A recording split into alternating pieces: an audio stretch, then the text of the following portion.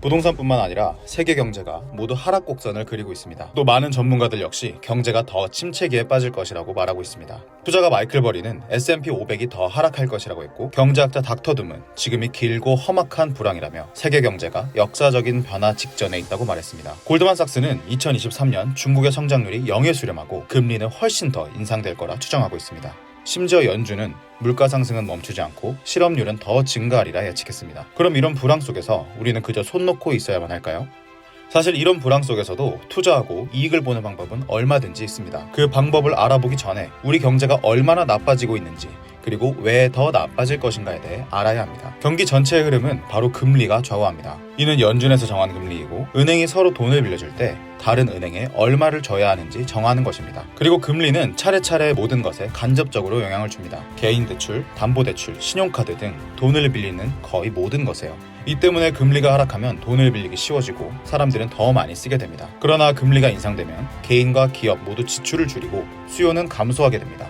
결과적으로 올해만 놓고 보면 담보대출은 2배나 뛰었고 거의 모든 주가는 20% 폭락했습니다. 사람들이 소비를 줄이기 시작하면 거의 모든 기업에 영향을 미치게 됩니다. 페덱스는 선행지표를 알 수 있습니다. 왜냐하면 그들의 물류량이 적어지면 이는 다른 기업들의 물량이 감소한다는 것을 의미하기 때문입니다. 세계적인 대공황이 코앞에 있다는 것을 암시하는 것이죠. 집값은 주식과 다르게 제롬 파월의 연설에 따라 시시각각 변하지 않습니다.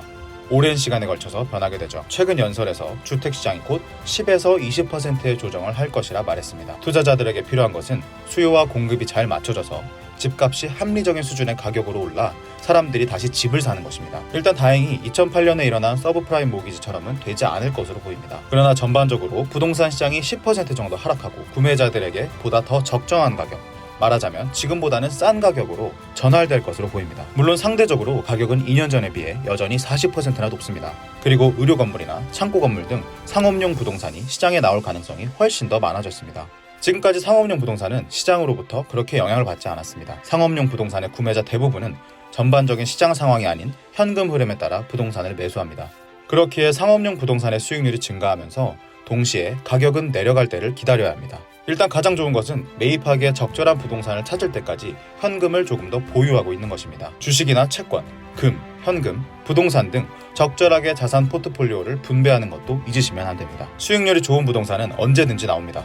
하지만 그것이 언제 나올지, 어디서 나올지는 쉽게 예측할 수 없습니다. 다만 기억해야 할 것은 상업용 부동산이 이러한 금리 인상 속에서 완전히 가격이 매겨지지 않았기 때문에 기회를 노릴 수도 있다는 것입니다. 전반적으로 올해는 대부분의 투자자들이 힘든 시간을 보낼 수밖에 없습니다.